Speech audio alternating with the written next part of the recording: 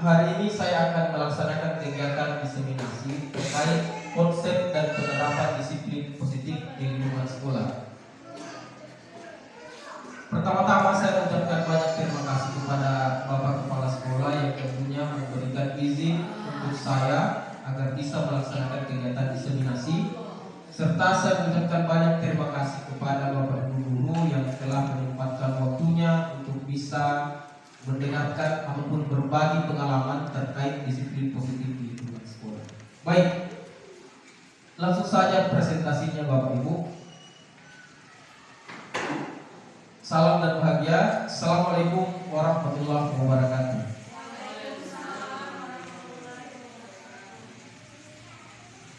Nah, hari ini kita akan mengeksplorasi konsep materi-materi yang akan saya sajikan pada hari ini adalah yang pertama disiplin positif dan nilai-nilai kebajikan universal. Yang kedua teori motivasi, hukuman dan penghargaan serta restitusi. Yang ketiga adalah keyakinan kelas. Yang keempat kebutuhan dasar manusia. Yang kelima 5 posisi kontrol serta yang keenam adalah segitiga restitusi. Ini terkait dalam penerapan penanganan masalah bagi murid. Selanjutnya, nah ini ada pertanyaan pemantik. Kira-kira apakah Bapak Ibu setuju dengan pernyataan berikut ini? Hukuman dapat mendisiplinkan anak. Kira-kira ada yang setuju dengan pernyataan ini Bapak Ibu? Hukuman dapat mendisiplinkan anak. Apa hukuman itu dapat mendisiplinkan anak? Bisa. Tapi itu tidak akan bergantung lama. Artinya motivasinya hanya berupa motivasi dari luar, bukan dari kesadaran diri.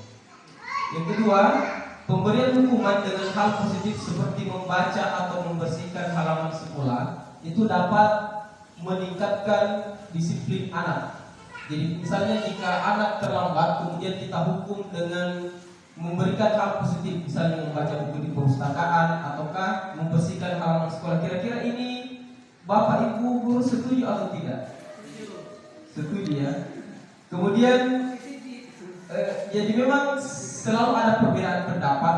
Saya berharap jika perbedaan pendapat itu memang hal yang mutlak adanya, saya berharap ketika materi ini sebentar disajikan akan berubah pandangan ataupun pola pikir Bapak Ibu terkait pernyataan-pernyataan ini. Kemudian yang ketiga, memberi penghargaan ataupun hadiah itu dapat meningkatkan motivasi belajar anak.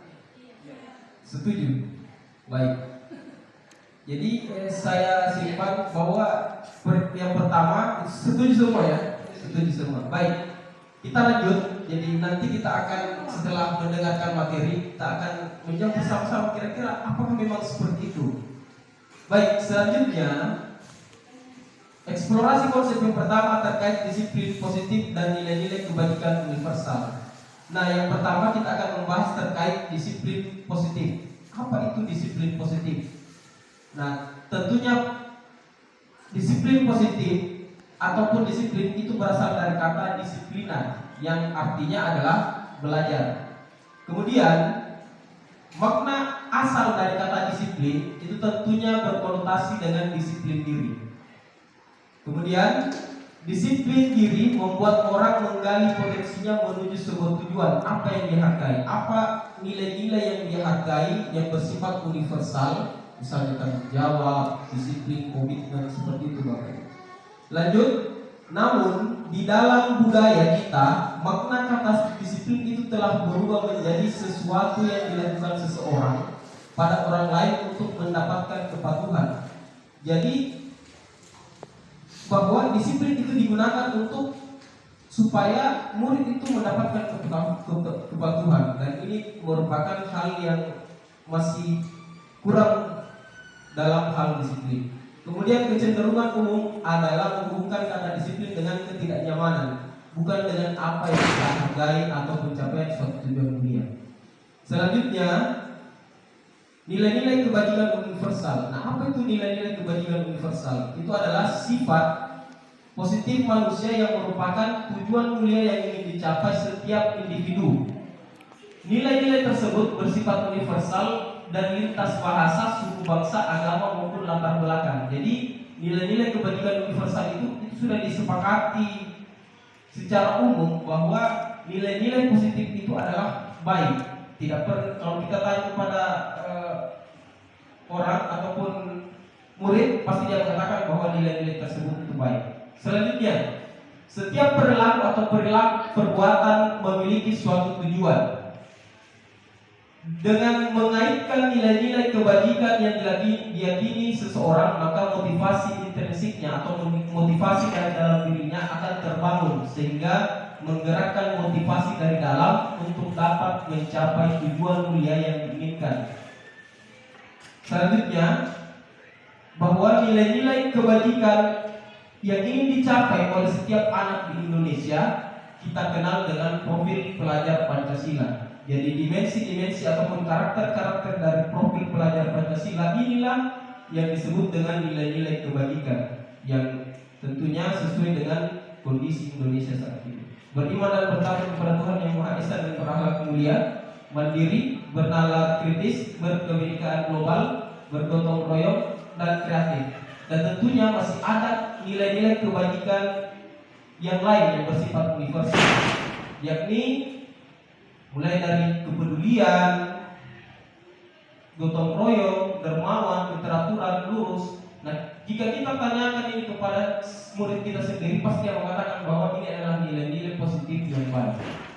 Jadi nanti pada saat kita menangani siswa, tentunya kita harus mengembalikan pada nilai-nilai kebajikan universal yang tentunya dia sudah yakini. Bagaimana caranya? Nanti kita akan berusaha untuk membuat kesepakatan kelas, karena ini belum ada setiap kelas. Kemudian ini peta konsepnya jadi untuk disiplin positif itu ada teori kontrol, kemudian ada hubungannya dengan teori motivasi, apa yang menyebabkan apa motivasi seorang manusia untuk melakukan perilaku atau tindakan. Kemudian hubungan teori motivasi dengan nilai-nilai kebajikan universal, kemudian lanjut ke keyakinan kelas. 5 posisi kontrol guru, kemudian 5 kebutuhan dasar manusia. Nah, kemudian dari 5 posisi kontrol ini akan kita bahas sebentar tentang segitiga restitusi. Jadi segitiga restitusi terkait penanganan masalah siswa, sehingga siswa itu dari identitas gagal menjadi identitas sukses. Selanjutnya kita bahas yang pertama terkait teori motivasi. Teori motivasi, hukuman, dan penghargaan serta restitusi. Nah, yang pertama, teori motivasi perilaku manusia. Yang pertama adalah untuk menghindari ketidaknyamanan atau hukuman. Nah, terkadang jika ada siswa kita yang rajin, tidak pernah melanggar aturan, maka kita boleh tanyakan kepada siswa tersebut, apa motivasi tidak pernah terlambat. Jika jawabannya adalah untuk menghindari ketidaknyamanan atau hukuman, maka motivasinya masih pada tataran motivasi eksternal, motivasi dari luar. Karena kenapa? Terkadang jadi hati-hati juga Bapak Ibu jika bertanya kepada anak-anak yang sampai jawaban seperti ini, mengapa nak saya lihat kalian anak ini tidak pernah melanggar. Ternyata pas ditanya, ternyata jawabannya adalah untuk menghindari hukuman. Dan ini alasan yang kurang bagus, karena tidak berasal dari motivasi internal. Jadi ini yang kedua, apa motivasi perilaku manusia itu adalah untuk mendapatkan imbalan dari orang lain atau institusi. Dan ini juga jika kita tanya ke anak-anak kita, misalnya dalam pembelajaran kita sering memberikan hadiah, memberikan apresiasi yang tentunya hanya sebagian kecil siswa yang mendapatkan, maka itu akan tentunya memberikan diskriminasi. Dan jangan sampai motivasinya hanya karena ingin imbalan, bukan karena berdasarkan nilai-nilai kebajikan yang dia yakini. Jadi ini juga masih terkait pada motivasi eksternal. Sama saja Bapak Ibu, jika misalnya kita guru itu datang ke sekolah, kemudian untuk menghindari ketidaknyamanan, mungkin karena takut dengan kepala sekolah ataupun takut dihukum oleh kepala sekolah, itu motivasinya masih dalam tataran eksternal. Karena harus kita berprinsip bahwa memang saya datang ke sekolah tepat waktu karena ada komitmen, ada tanggung jawab, ada disiplin yang tentunya berdasar dari nilai-nilai yang saya yakini setiap individu, seperti itu. Kemudian yang terakhir adalah untuk menghargai diri sendiri. Untuk jadi motivasi perilaku manusia adalah untuk menghargai diri sendiri, dan ini sifatnya adalah motivasi internal dari dalam. Jadi ada nilai-nilai kebajikan universal misalnya, dan inilah tujuan dari disiplin positif itu sendiri. Ini yang akan kita bahas ke depannya, Bapak Ibu.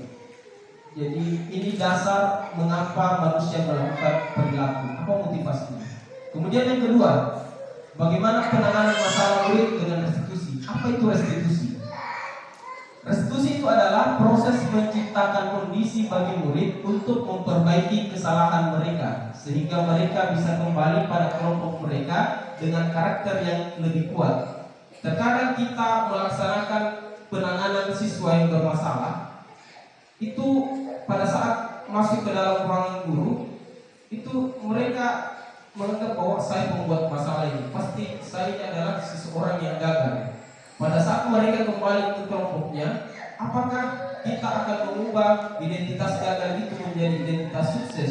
Ataukah malah pada saat dia kembali ke kelompoknya, dia malah semakin rendah diri, semakin berpulang, seperti itu. Makanya nanti akan ditawarkan bagaimana konsep penanganan masalah terhadap peserta didik, sehingga dia bisa berubah, dia bisa percaya diri terhadap tindakan yang sudah dia lakukan di lingkungan sekolah. Nah, restitusi juga merupakan proses kolaboratif yang mengajarkan murid untuk mencari solusi untuk masalah mereka. Jadi untuk restitusi ini bukan kita yang menawarkan solusi, tetapi bagaimana kita mengajar berpikir peserta didik itu untuk bagaimana mengatasi masalah. Jadi dia memberikan solusi untuk dirinya sendiri dan membantu murid berpikir tentang orang seperti apa yang mereka inginkan. Jadi tujuan mulia dalam hal ini nilai-nilai kebajikan universal dan bagaimana mereka harus memperlakukan orang lain. Selanjutnya ada 9 ciri-ciri restitusi.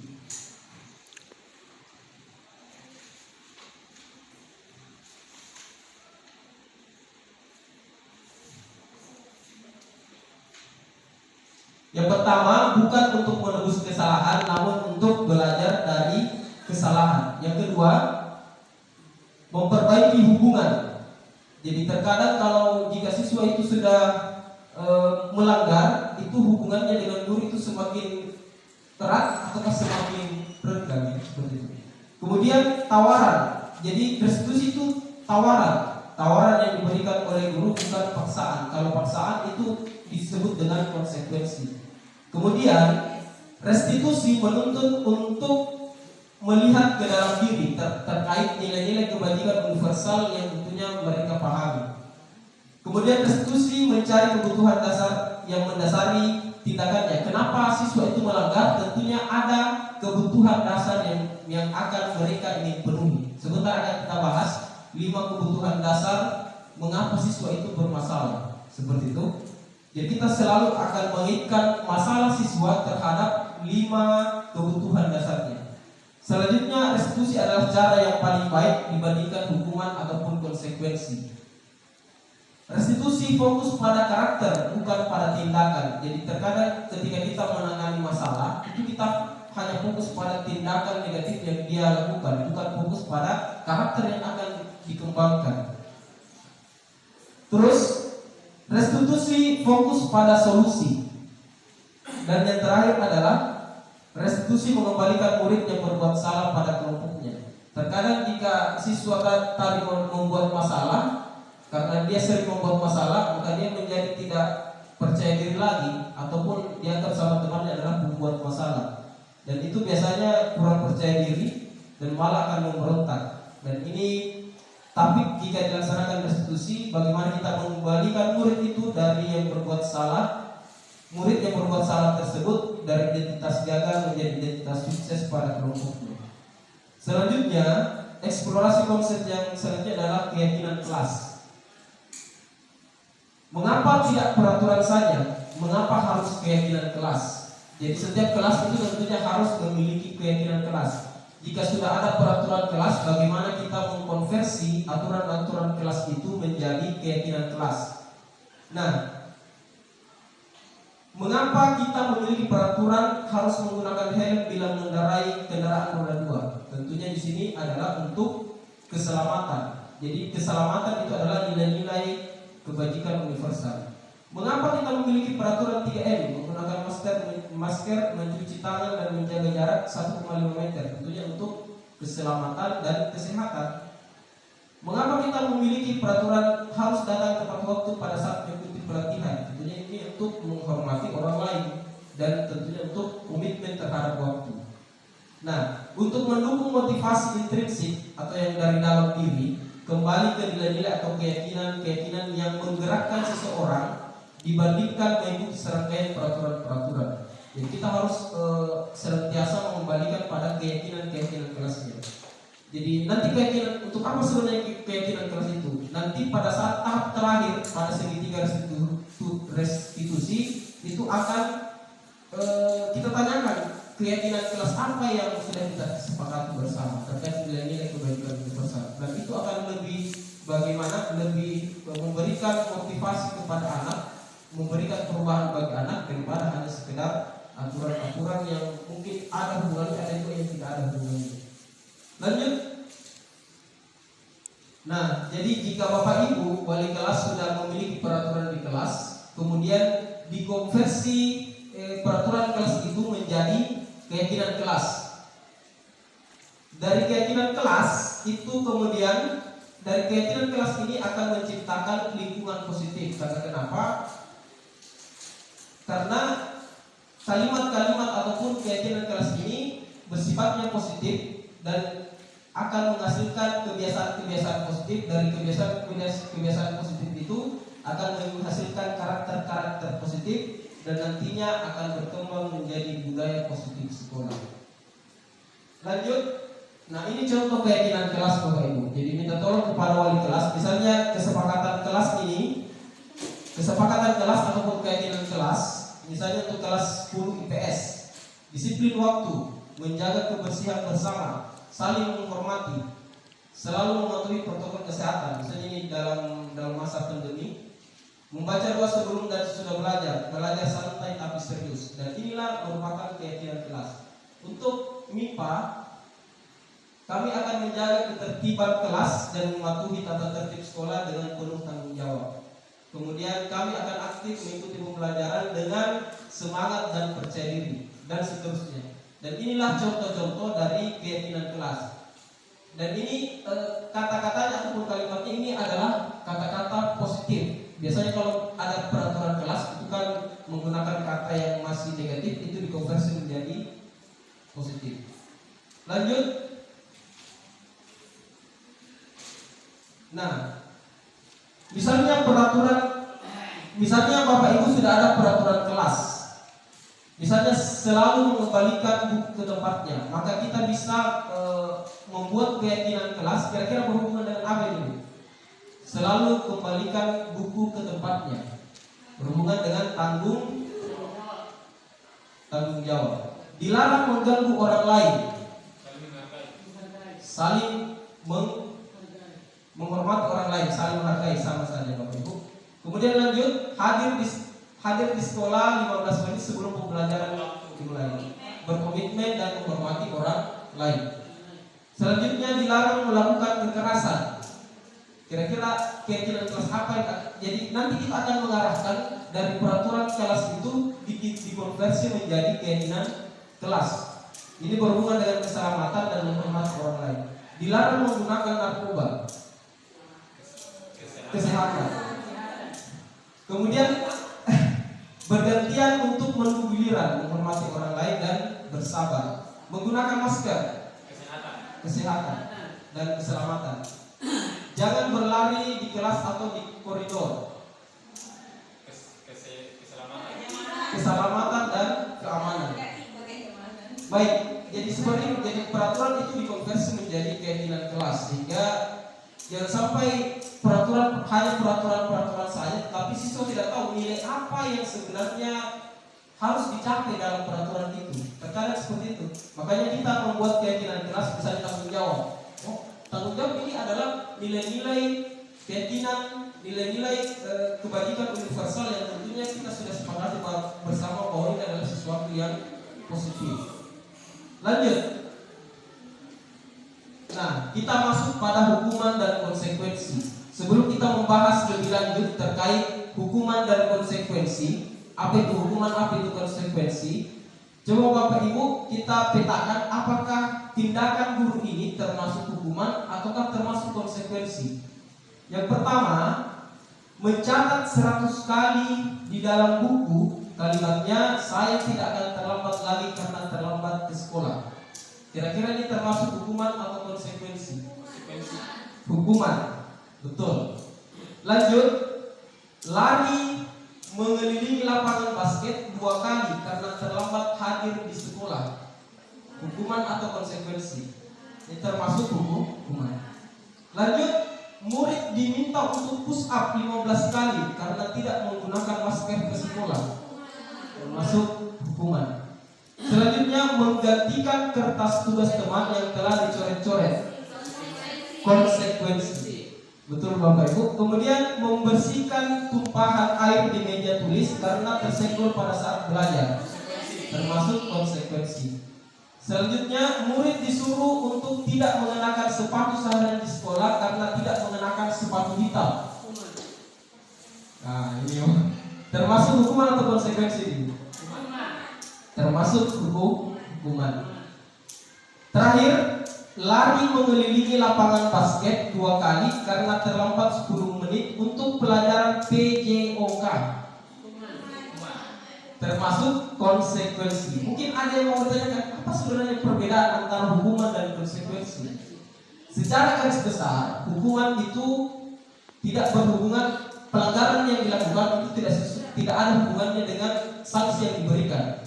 Kalau konsekuensi itu ada hubungannya. Misalnya dalam pelajaran PJOK itu kan memang olahraga, disuruh lari lapangan basket, itu ada hubungannya. Jadi itu perbedaan mendasar antara hukuman dan konsekuensi. Kita lanjut Bapak Ibu. Nah, apa perbedaannya hukuman dengan konsekuensi? Kalau hukuman, sesuatu yang menyakitkan harus terjadi, baik itu hukuman fisik ataupun sakit hati mungkin anak yang dihukum. Kemudian konsekuensi, sesuatu harus terjadi. Hukuman membuat anak sakit fisik maupun hati untuk jangka waktu yang lama. Kemudian untuk konsekuensi membuat anak merasa tidak nyaman dalam jangka waktu yang pendek. Hukuman itu anak akan membenci kedisiplinan. Konsekuensi, anak akan menghargai kedisiplinan. Hukuman itu berupa paksaan, konsekuensi berupa stimulus tanggapan. Artinya ada kesepakatan antara guru dengan murid sebelum dilakukan yang namanya sanksi. Kemudian mendorong anak menyakiti diri sendiri dalam bentuk hukuman ya. Kalau konsekuensi mendorong anak agar mudah menyesuaikan diri. Selanjutnya untuk hukuman, konsep dirinya buruk. Untuk konsekuensi sendiri, konsep dirinya baik. Hukuman, anak belajar untuk menyembunyikan kesalahan. Sedangkan konsekuensi, anak belajar untuk mematuhi peraturan. Dan yang terakhir adalah, jika guru menerapkan hukuman, maka anak akan marah, akan merasa bersalah, dipermalukan, merasa tidak dihargai. Sedangkan konsekuensi, itu anak akan kehilangan hak, dibuat tidak nyaman, dan diasingkan untuk sementara. Nah, tentunya kalau tingkatannya ini artinya konsekuensi berada lebih baik daripada hukuman. Tetapi ada juga hal negatifnya, karena anak akan kehilangan hak, dibuat tidak nyaman, dan diasingkan untuk sementara.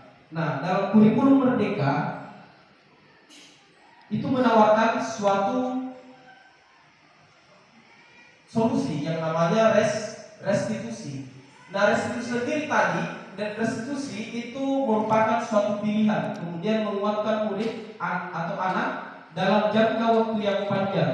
Korban mendapatkan ganti, murid ataupun anak mendapatkan penguatan, masalah akan terpecahkan, murid belajar bertanggung jawab untuk perilakunya, fokus pada pemecahan masalah dalam jangka waktu yang panjang.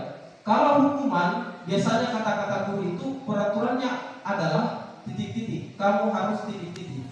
Kalau konsekuensi, apa peraturannya? Mampukah kamu melakukannya? Kalau restitusi, apa yang kamu yakini? Jadi kita harus kembalikan pada keyakinan kelas ataupun nilai-nilai kebajikan universal yang tentunya tadi sudah dibahas. Apa yang bisa kamu lakukan untuk memperbaiki masalah ini? Ya kita menawarkan, mengajak berpikir murid tersebut untuk mencari solusi apa yang bisa dia lakukan untuk menyelesaikan masalahnya. Nah, untuk hukuman, murid akan membenci peraturan. Maka tidak heran jika kita menerapkan hukuman di sekolah, maka banyak murid yang akan membenci peraturan tersebut. Konsekuensi, murid atau anak menghormati peraturan. Kemudian restitusi, murid atau anak menghormati dirinya dan orang lain. Jadi ini hukuman itu negatif, konsekuensi itu netral, dan restitusi anak akan bertingkat positif. Selanjutnya, eksplorasi konsep selanjutnya itu adalah kebutuhan dasar manusia. Menurut teori kontrol mengatakan bahwa setiap tindakan manusia, baik ataupun buruk, itu selalu punya tujuan. Tujuannya adalah untuk memenuhi kebutuhan dasar sebagai manusia. Jadi kalau ada siswa yang melanggar Bapak Ibu, itu tentunya ada tujuannya.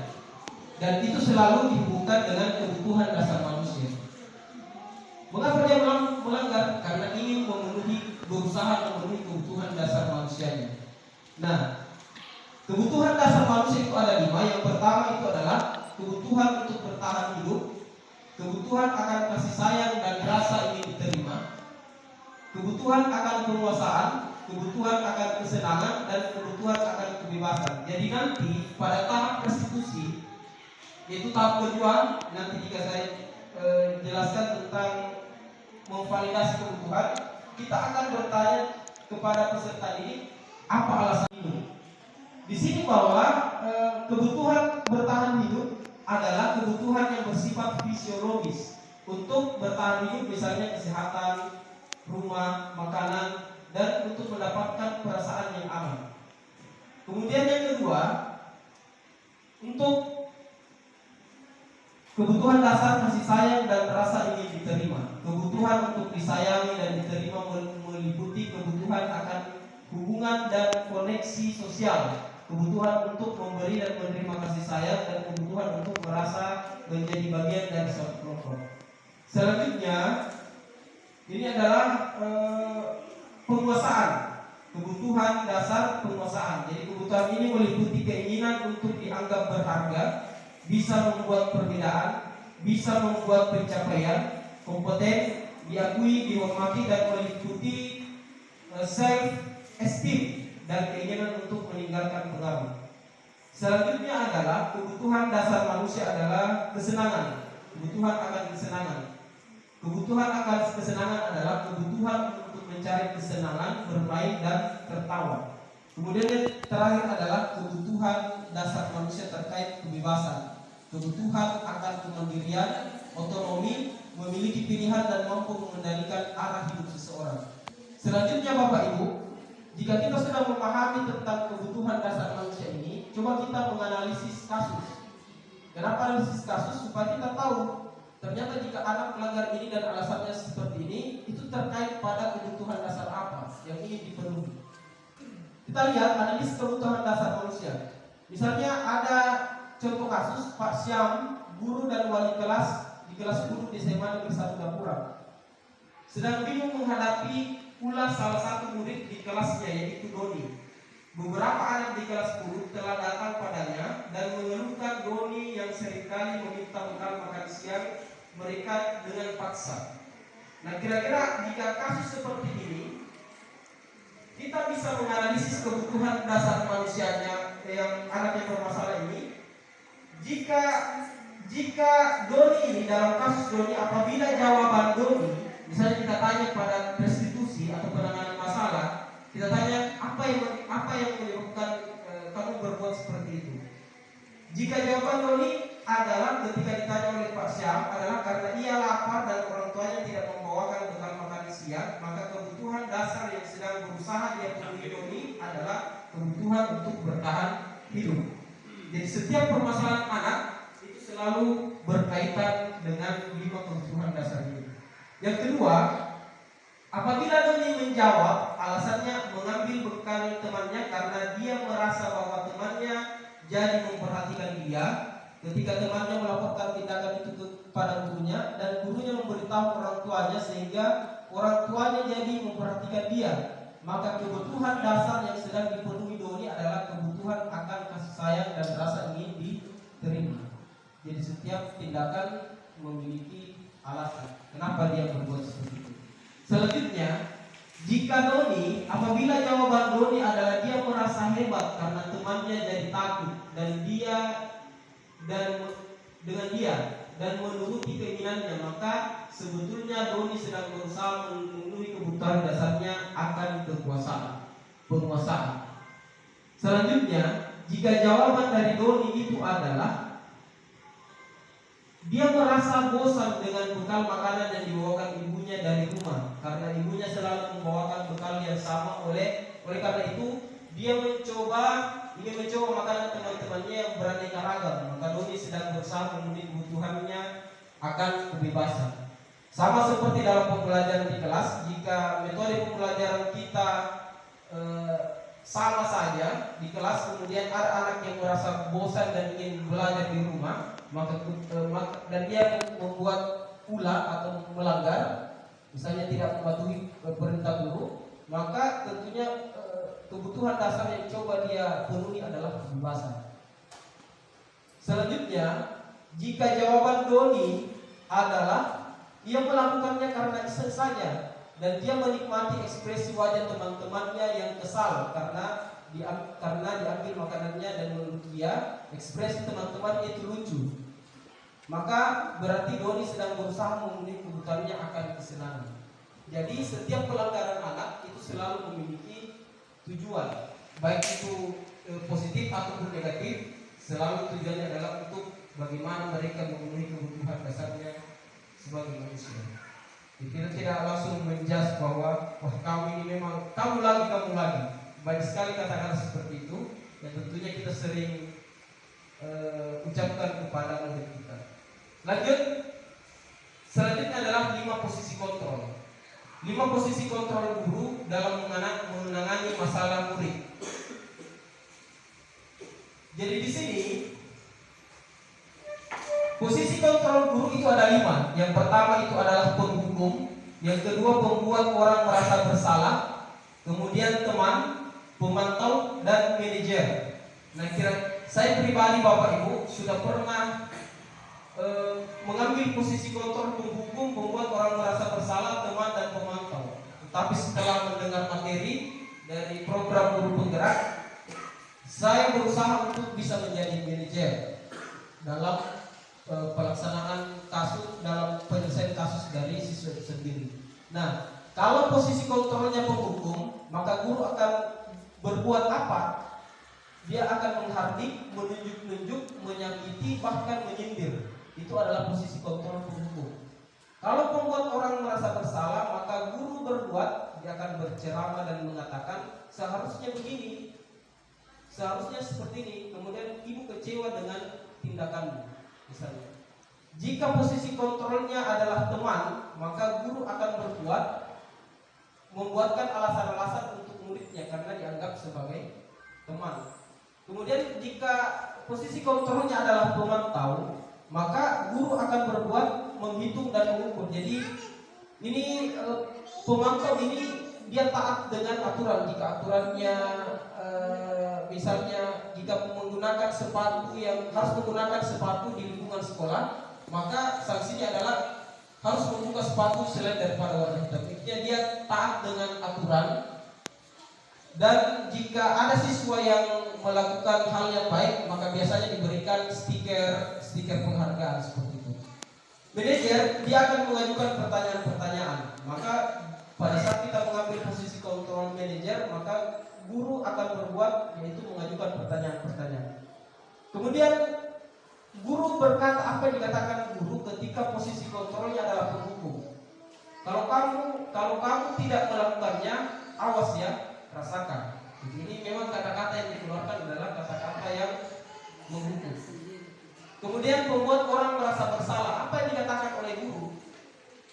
Kamu seharusnya sudah tahu ibu lelah sekali mengatakannya. Ibu stres. Dan ini biasanya membuat siswa merasa bersalah terhadap tindakannya.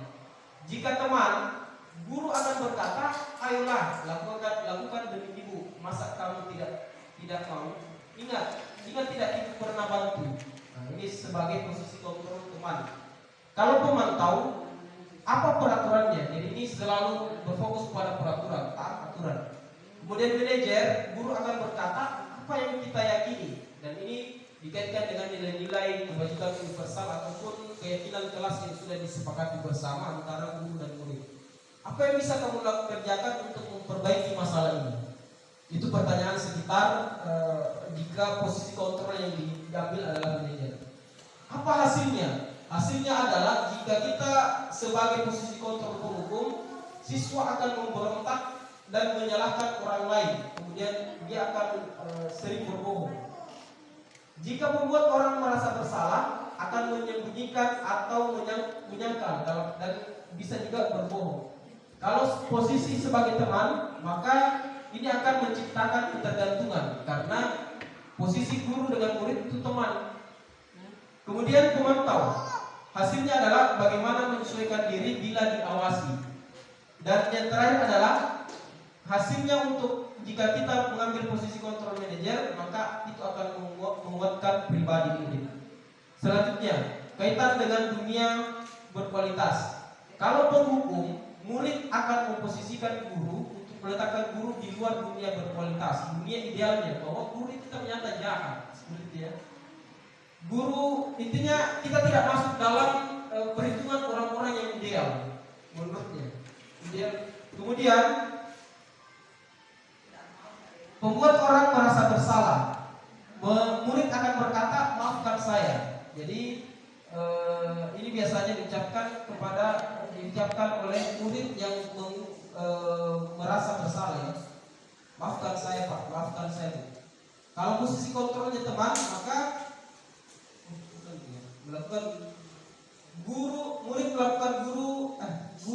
murid meletakkan guru di dalam dunia berkualitas.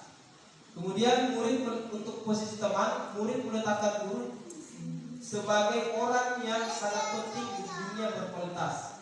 Kalau pemantau, murid meletakkan guru di mana peraturan dan hukuman di dunia berkualitas. Posisi manajer, murid meletakkan dirinya sebagai individu yang positif dalam dunia berkualitas. Apa yang dikatakan oleh murid jika kita mengambil posisi penghukum, maka biarkan saja, nanti juga marah-marah lagi. Itu jika kita mengambil posisi sebagai penghukum. Membuat orang merasa bersalah, maafkan saya. Teman, saya pikir Bapak itu teman saya, ternyata begitu. Memantau berapa banyak bintang yang saya harus peroleh, berapa halaman yang saya harus tulis. Kemudian untuk manajer, bagaimana cara saya bisa memperbaiki keadaan. Jadi ini bisa berinisiatif untuk memberikan solusi untuk masalah yang dihadapi. Kemudian apa dampaknya pada murid? Kalau posisi penghukum, dia akan mengulangi kesalahannya. Membuat orang merasa bersalah, dia merasa rendah diri. Kalau posisi teman, maka dampak bagi murid adalah dia akan lemah dan tidak mandiri, dalam hal ini tergantung. Posisi pemantau menitik beratkan pada sanksi atau hadiah untuk dirinya. Kemudian yang terakhir manajer, bagaimana siswa itu dapat mengevaluasi diri, bagaimana cara memperbaiki diri. Jadi tentunya dari saya pribadi, Bapak Ibu sudah pernah berada pada posisi penghukum, membuat orang merasa bersalah, teman dan pemantau. Dan saya berusaha untuk bagaimana menjalankan kewajiban saya sebagai guru dalam posisi kontrol manajer. Baik, selanjutnya mungkin ada yang mau berbagi terkait pengalamannya, Bapak Ibu. Atau kita lanjut saja. Analisis posisi kontrol guru. Nah, di sini ada pernyataan-pernyataan. Kira-kira posisi kontrol guru ini seperti apa, Bapak Ibu? jika guru mengucapkan kalimat saya kecewa sekali dengan kamu, kira-kira merasa sebagai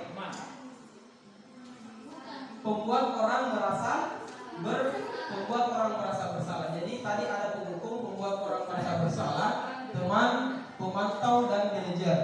Yang kedua, jika pernyataan guru kamu tidak pernah benar melakukannya, ini adalah penghukum. Selanjutnya, pernyataan ayolah lakukan demi bapak ibu, penghukum sebagai teman. Lanjut, apakah kamu mau mendapatkan stiker bintang hari ini? Ini adalah ini adalah pemantau ya. Jadi kalau pemantau ini taat aturan, jadi setiap siswa melakukan hal negatif, dia biasanya langsung diberikan sanksi sesuai dengan aturan sekolah. Dan jika ada siswa yang melakukan hal positif, dia akan mendapatkan penghargaan. Lanjut, bagaimana kamu bisa menyelesaikan masalah ini? Manajer, ya. Ini manajer. Jadi posisi manajer, bagaimana kamu bisa kita tawarkan kira-kira apa yang bisa kamu lakukan untuk menyelesaikan masalah ini. Selanjutnya, kamu selalu paling terakhir itu adalah penghukum. Nah, kira-kira Bapak Ibu sudah bisa membedakan posisi kontrol, dan sebaik-baik posisi kontrol itu adalah seorang manajer. Manajer ya. Lanjut, kita masuk pada materi terakhir, yaitu segitiga restitusi. Nah, inilah inti sebenarnya. Tadi cuma konsep-konsep supaya kita bisa memahami terkait segitiga restitusi, bagaimana menangani masalah murid dengan menggunakan segitiga restitusi. Nah, segitiga restitusi ini ada 3 tahap. Yang pertama itu adalah menstabilkan identitas, di mana biasanya guru mengucapkan kalimat setiap orang pasti pernah melakukan kesalahan. Kamu bukan satu-satunya yang pernah melakukan ini. Jadi dari misalnya murid ini identitasnya gagal, dia membawa kuasa ini membuat masalah. Maka bagaimana kita pada tahap pertama restitusi ini, bagaimana menstabilkan identitas dengan tidak membuat siswa itu merasa bersalah.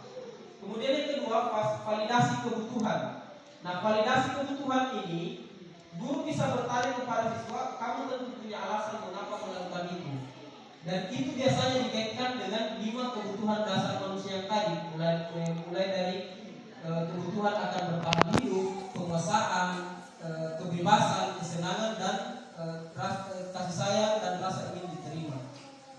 Nah, mungkin pertanyaan selanjutnya pada tahap validasi kebutuhan ini adalah, adakah cara yang lebih efektif untuk mendapatkan apa yang kamu butuhkan? Karena tentunya dia ingin memenuhi kebutuhan dasarnya sebagai manusia, tetapi dilakukan dengan cara yang negatif. Nah, bagaimana kita mengarahkan mereka supaya bisa memenuhi kebutuhan dasarnya dengan cara yang positif? Kemudian langkah yang terakhir adalah menanyakan keyakinan. Nah, menanyakan keyakinan ini tentunya nilai-nilai apa yang telah disepakati di kelas, ataukah nilai-nilai kebajikan universal apa yang tentunya telah mereka yakini dalam dirinya. Nah, kamu ingin menjadi orang seperti apa sebenarnya? Saya ditanya seperti ini, saya ingin menjadi orang yang bertanggung jawab, Pak, menjadi orang yang disiplin, seperti itu.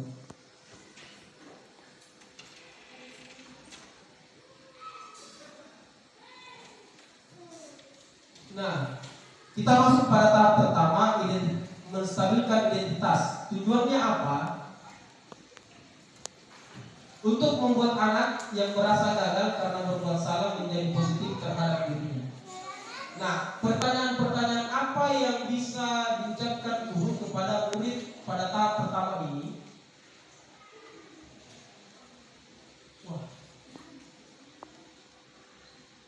Guru berkata,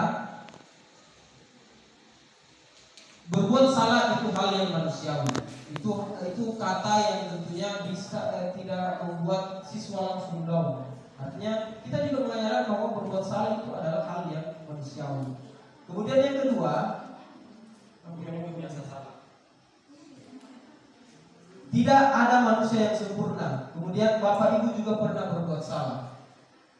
Kemudian yang keempat, kita pasti bisa menyelesaikan permasalahan ini. Artinya kita bagaimana kita menguatkan melalui diskusi dengan siswa supaya dia tidak merasa gagal terus, supaya dia bisa membangun identitas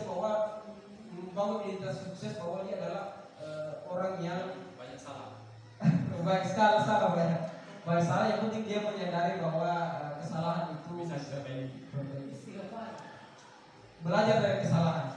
Lanjut, Bapak Ibu tidak tertarik untuk mencari tahu siapa yang benar dan siapa yang salah. Misalnya ada sesuatu yang berkelahi, saya tidak mau mencari tahu siapa yang benar dan siapa yang salah. Bapak Ibu lebih tertarik untuk menyelesaikan masalah ini. Adalah pertanyaan-pertanyaan dalam tahap pertama dalam hal ini menstabilkan identitas. Kemudian kalau kamu menyalahkan dirimu sendiri, biasanya ada siswa yang sudah melanggar, dia akan sering menyalahkan diri sendiri. Guru bisa berkata, kalau kamu menyalahkan dirimu sendiri secara terus-menerus, apakah kamu bersikap baik terhadap dirimu sendiri? Dan tentunya bahasanya sangat formal, bisa menggunakan bahasa-bahasa keseharian Bapak Ibu terkait pertanyaan-pertanyaan yang akan diajukan pada tahap menstabilkan identitas. Selanjutnya, pada yang kedua adalah tahap kedua adalah validasi kebutuhan. Tujuannya adalah membantu siswa mengenali kebutuhan yang ingin dipenuhinya ketika melakukan kesalahan. Pada dasarnya setiap tindakan manusia itu punya tujuan. Tujuannya itu tadi, yaitu yang pertama adalah memenuhi kebutuhan dasarnya, yaitu bertahan hidup, kekuatan, kebebasan, cinta dan kasih sayang rasa yang diterima, serta kesenangan. Baik, selanjutnya guru akan berkata apa yang dikatakan guru pada validasi kebutuhan ini.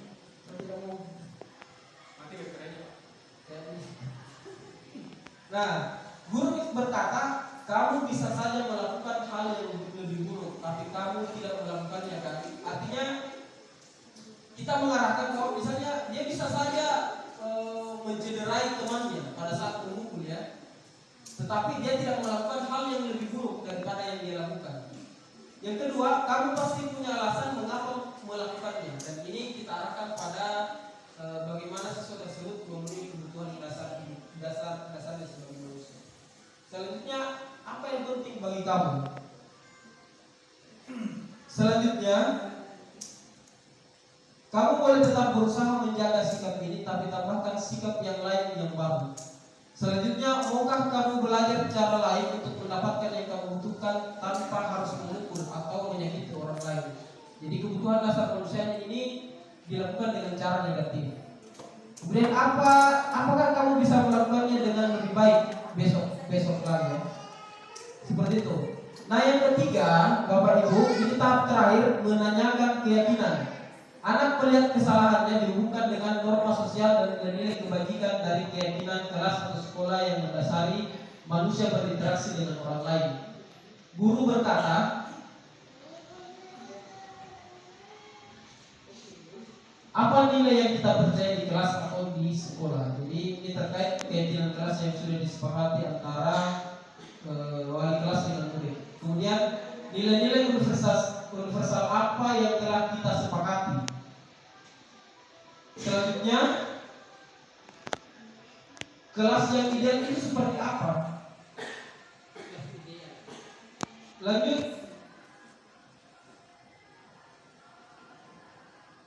kamu ingin jadi anak seperti apa? Dan yang terakhir adalah apa yang kamu rasakan ketika kamu melakukan itu? Kamu menjadi orang seperti apa? Nah, itu Bapak Ibu. Nah, mungkin ini terkait pertanyaan-pertanyaan seputar materi ini. Bagaimana menanamkan budaya atau disiplin positif di sekolah jika yang semestinya menanamkan malah cuek, tidak mau tahu, bahkan berkata dulu juga kita diberikan hukuman dan sampai sekarang kita berguna atau berhasil ya. Anak sekarang dimanja malah menanggung. Apakah kita setuju dengan pernyataan ini? Jadi pertanyaannya saya sulit dijawab ya. Nah, jawabannya adalah tentu saja kita tidak setuju dengan pernyataan tersebut. Manusia hidup jika ingin sukses dalam hidupnya harus mengikuti perubahan. Dan di dunia ini yang abadi adalah hanya perubahan itu sendiri. Hukuman terkadang membuat perubahan positif pada diri anak, namun itu sifatnya hanya sementara. Rasa marah dan tidak bersahabat pada yang menghukum tidak akan pernah dilupakan. Ini tentunya sangat berbahaya dengan menanamkan keyakinan kepada mereka tentang tindakan menyimpang yang dilakukan akan berdampak buruk bagi dirinya. Lambat laun dia menyadarinya dan tidak akan melakukannya lagi. Apa yang seharusnya dilakukan oleh guru dalam hal ini? Tentunya guru tidak boleh acuh, cuek, apalagi tidak tahu menahu. Guru adalah agen perubahan. Guru adalah orang yang bertugas menuntun peserta didik untuk mewujudkan kebahagiaan lahir maupun batin. Guru harus menjadi teladan bagi peserta didik sebagaimana disampaikan oleh Ki Hajar Dewantara. Inarso Suntulodo, Imadya Mengungkasa, dan Tutburi Handayani. Di depan kita harus memberikan contoh yang baik. Kemudian di tengah kita harus memberikan semangat, dan di belakang kita harus memberikan dorongan kepada murid. Baik, sejauh mana peran konsep restitusi pada posisi kontrol mampu memberikan perubahan besar pada kualitas pendidikan? Konsep segitiga restitusi berpengaruh positif terhadap seseorang yang sudah melakukan kesalahan dan menganggap dirinya adalah orang yang gagal. Yang pertama, menjadi orang yang menyadari bahwa semua kesalahan yang dilakukannya dan dengan penuh keyakinan berupaya untuk tidak mengulangi kesalahannya. Yang kedua, dia sadar betul bahwa kesalahan yang dilakukannya karena ada kebutuhan yang untuk saat itu tidak terpenuhi. Dia menyadari bahwa kebutuhan memang harus dipenuhi semaksimal mungkin, tapi tidak dengan cara menyakiti atau merugikan orang lain. Dan yang terakhir adalah dia meyakini jika dia mengulangi perbuatan menyimpang kembali dilakukannya, maka selamanya dia akan rugi karena tidak ada orang yang respect terhadap dirinya. Mungkin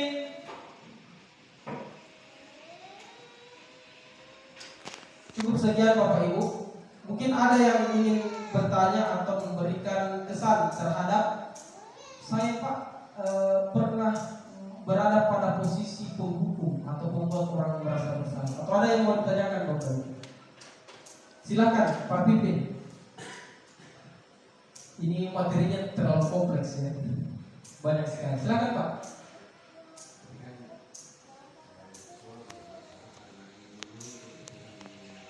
Dasarnya.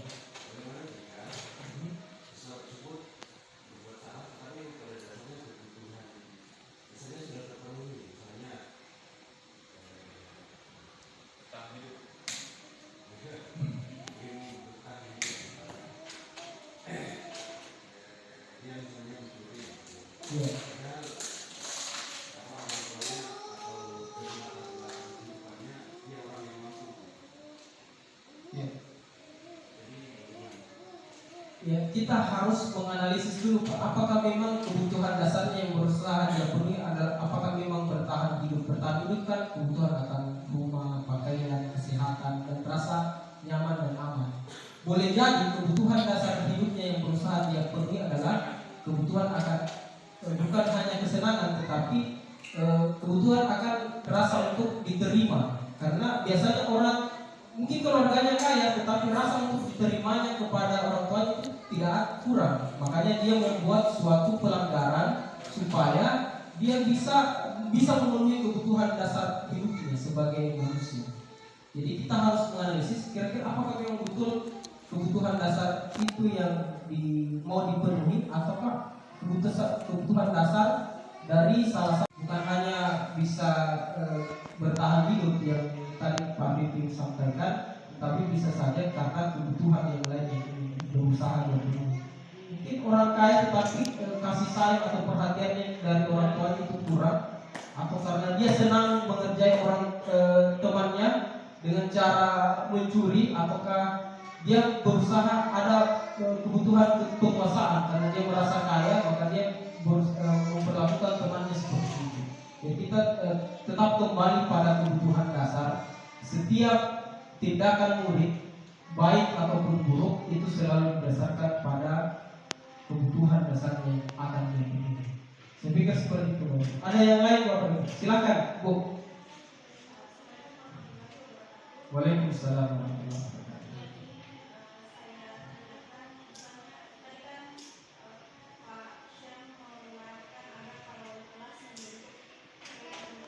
Ya.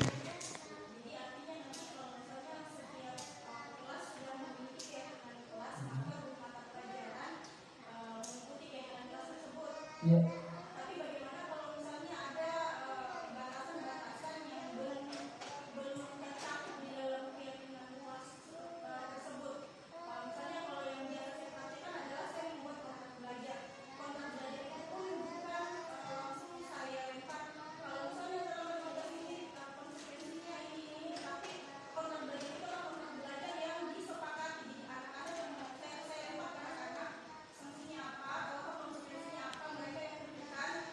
Begitu saja. Jadi kontrak ini bukan hanya berlaku satu peserta didik saja, tapi berlaku juga bagi saya sebagai guru. Jadi menurut saya pertanyaan saya apakah ketika keyakinan kelas dibuat bolehkah tetap ada kontrak belajar seperti itu dengan catatan kontrak itu bukan hanya berlaku untuk peserta didik tapi untuk gurunya juga supaya dua belah pihak disiplinnya seperti itu. Ya baik, terima kasih atas pertanyaan yang sangat bagus terkait permasalahan seperti ini. Jadi tentunya keyakinan kelas itu sifatnya abstrak memang, abstrak dan yang lebih konkret itu adalah peraturan kelas. Jadi jika guru mata pelajaran membuat suatu kesepakatan kelas antara siswa dengan guru mata pelajaran, maka apalagi ada konsekuensi, dan itu sebenarnya tidak dibenarkan dan tidak dibenarkan membuat konsekuensi walaupun itu juga disepakati oleh siswa itu sendiri.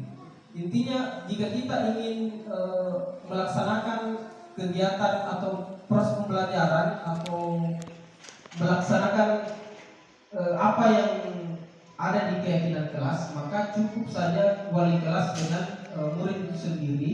Tetapi keyakinan kelas itu hanya maksimal 7 poin saja, dan itu tidak terlalu banyak dan tidak terlalu kalimatnya panjang-panjang.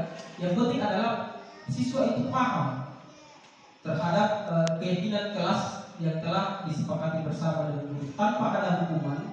Jadi misalnya ada kasus, karena ini sudah disepakati oleh anak walinya dengan wali kelas, maka biasanya kalimat yang disusun berdasarkan keyakinan kelas, misalnya saling menghormati antara guru dan siswa, dan itu sebenarnya cakupannya sangat luas, bisa dijabarkan sesuai dengan apa yang menjadi kesepakatan kelas antara, tapi tidak perlu, karena setiap siswa yang melanggar itu jangan langsung kita berikan restitusi di dalam kelas, tetapi biarkan dulu dia masuk. Nanti pada saat setelah selesai pembelajaran, maka itu dipanggil untuk nanti kegiatannya tetap sesuai dengan konsep-konsep restitusi. Bagaimana kita menstabilkan identitas, kemudian menanyakan, memvalidasi kebutuhan, dan terakhir adalah mempertanyakan keyakinannya. Dan keyakinan itu tetap kita akan berfokus pada keyakinan kelas yang disepakati bersama antara guru dan anak walinya masing-masing. Seperti itu. Saya bisa membantu Bapak Ibu jika sudah siap mau membentuk keyakinan kelas, maka saya bisa membantu bagaimana membuat keyakinan kelas tadi. Mungkin kalau sudah ada peraturan kelasnya sisa dikonversi, tapi kalau belum ada jadi teknisnya itu sebenarnya pada saat ini kita beritahu ke siswa-siswa bahwa kasih kertas, tuliskan 3 peraturan kelas yang harus kalian tulis. Jadi nanti dipajang di papan tulis, dan nanti dari peraturan kelas yang dibuat itu akan dikonversi menjadi keyakinan kelas. Yang penting mereka paham apa nilai yang harus didapatkan daripada peraturan kelas tersebut. Misalnya tidak terlambat masuk kelas belajar, maka itu berhubungan dengan tanggung jawab dan menghormati orang lain. Karena jangan sampai gurunya lebih cepat masuk daripada murid, itu kan termasuk menghargai orang lain seperti itu. Jadi kita harus selalu memberikan mengarahkan pada motivasi internal atau hal-hal yang positif dari siswa itu sendiri berdasarkan kesepakatan kelas atau keyakinan kelas. Tapi seperti itu Bu ya. Ada yang lain mungkin Bapak Ibu? Kalau tidak kita akhiri pertemuan kita pada hari ini. Sudah Bapak Ibu ya. Baik, terima kasih atas atensi yang diberikan oleh Bapak Ibu guru. Mudah-mudahan apa yang saya jelaskan bukan hanya sebatas konsep, tetapi bagaimana kita menerapkan budaya positif, disiplin positif di lingkungan sekolah.